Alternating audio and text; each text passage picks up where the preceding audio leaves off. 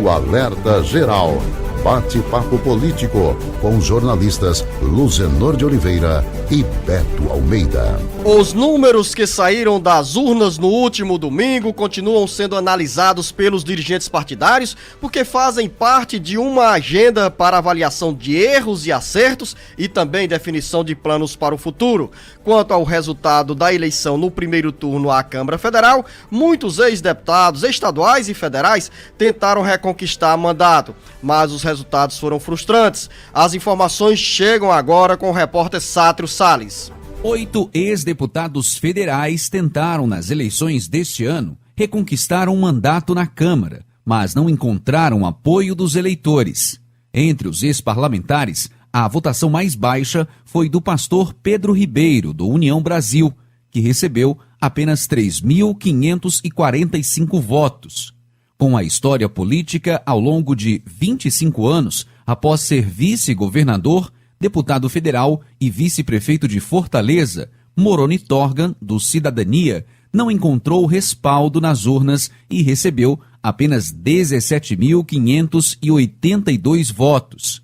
Situação bem parecida com o do ex-deputado federal João Alfredo do PSOL, que somou 18.843 votos. O sonho de reconquistar o mandato parlamentar também é de frustração para os ex-deputados federais Carlos Matos, do União Brasil, Gorete Pereira, do PL, Arnon Bezerra, do PDT, Inácio Arruda, do PCdoB e Pastor Ronaldo, do Republicanos.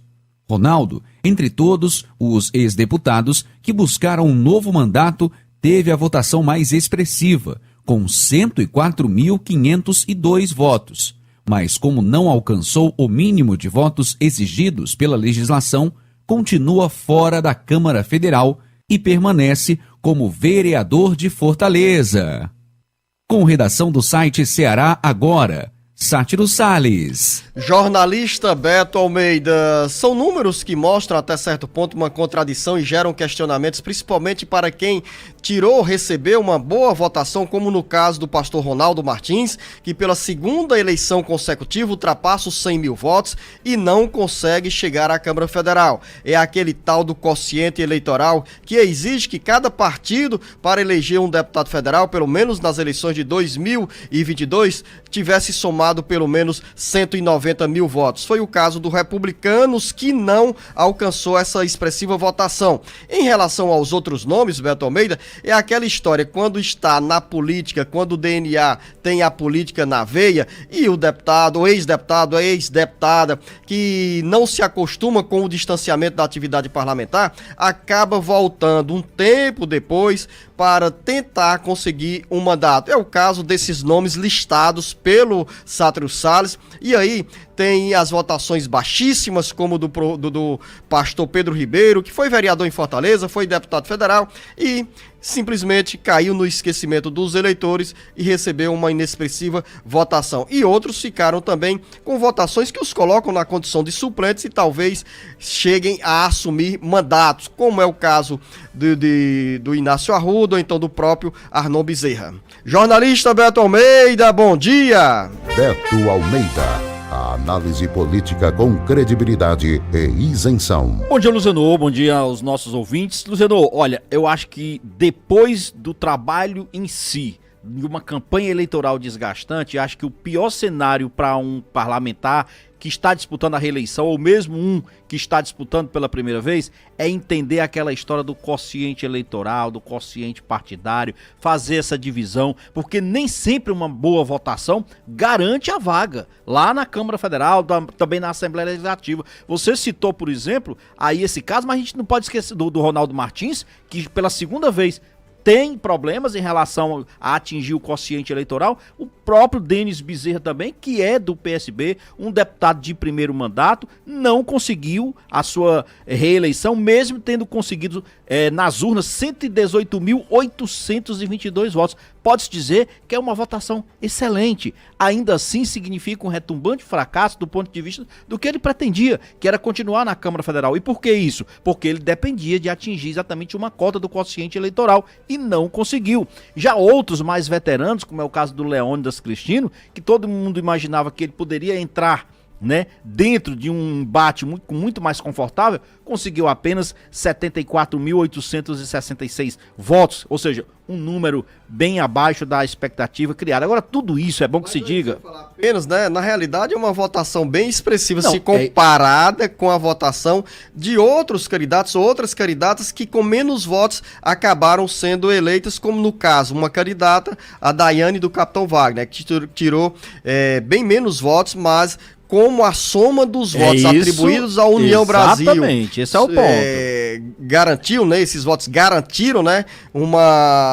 Superar esse quociente eleitoral. Então, os deputados federais, a Daiane acabou sendo eleita. E o que foi que dificultou a vida de tanta gente? Não é que tenha sido uma votação realmente baixa. O problema todo é que a partir das eleições deste ano, no caso das eleições gerais, acabou a questão das coligações partidárias. Mudou isso. Quando mudou esse formato, até então, os parlamentares, os candidatos, aliás, eles eram beneficiados porque eles entravam numa coligação partidária. Então, isso acabou. Cada partido tem que fazer agora a sua parte, a não ser que eles se reúnam em federações para tentar exatamente sobreviver ao quociente eleitoral. E o que você está falando aí vai provocar, com essa escassez de votos, a fusão de alguns partidos que não alcançaram o número mínimo de deputados federais eleitos para a próxima legislatura. O Sátiro Salles chega agora, volta aqui conosco no Bate-Papo Político com essas informações. O resultado do primeiro turno das eleições provocará mudanças no quadro partidário nacional, com a fusão ou extinção de siglas que não alcançaram o número mínimo de votos para garantir recursos do fundo eleitoral e acesso à propaganda partidária eleitoral. E neste cenário estão 6 partidos que elegeram representantes para a Câmara dos Deputados, mas ficaram abaixo da cláusula de barreira. Lideranças destas agremiações já abriram discussões sobre o processo de fusões ou incorporações entre si e com partidos maiores, como forma de não perder o acesso a recursos públicos e à propaganda em rádio e TV. O PSC, Solidariedade, Patriota, PROS, Novo e PTB não conseguiram atingir os critérios estabelecidos pela cláusula em 2022 e ficarão fora do rateio do fundo partidário a partir do ano que vem, caso decidam se manter como legendas individuais. Somados, esses partidos elegeram 21 parlamentares, que poderão, no entanto, migrar para legendas que tenham superado a cláusula. Introduzida nas eleições de 2018, a regra exigia neste ano que cada sigla obtivesse ao menos 2% dos votos válidos da eleição para a Câmara em todo o país, com um mínimo de 1% em 9 estados, ou que elegesse ao menos 11 deputados federais distribuídos por 1/3 das unidades da federação. Os 6 partidos que irão desaparecer do cenário nacional não elegeram nenhum deputado federal ou estadual no Ceará.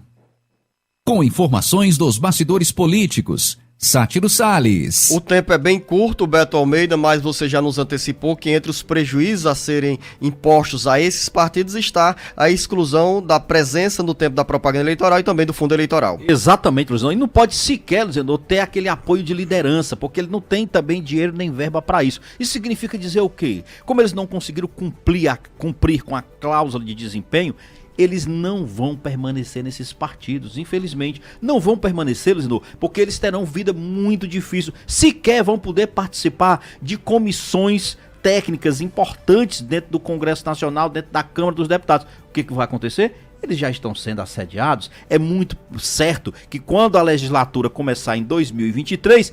esses deputados vão migrar para outros partidos. São quantos deputados nesse bloco aí, Beto? Já deu pra... Deixa eu só contar aqui rapidinho. Olha lá, vai contando comigo. O PSC fez 6, o Solidariedade fez apenas 4, 10, Patriota mais 4, 14, o Novo fez 3, 17, o PROS fez 3, 20 e o PTB apenas 1. Ou seja, 21 são deputados federais. 21 deputados federais que com certeza trocarão de partidos na nova legislatura, porque simplesmente pelos partidos pelos quais eles foram eleitos, não terão vida fácil no Congresso Nacional. Final da nossa conversa aqui no primeiro bloco do bate-papo político. Daqui a pouco, eu e o jornalista Beto Almeida vamos conversar com o presidente da Associação dos Prefeitos e Municípios do Ceará, Júnior Castro, que é a APRECE, sobre essas declarações do governador eleito Elmano de Freitas, que quer manter reuniões regionais e coletivas com os prefeitos para discutir parcerias entre o Estado e os municípios. Daqui a pouco.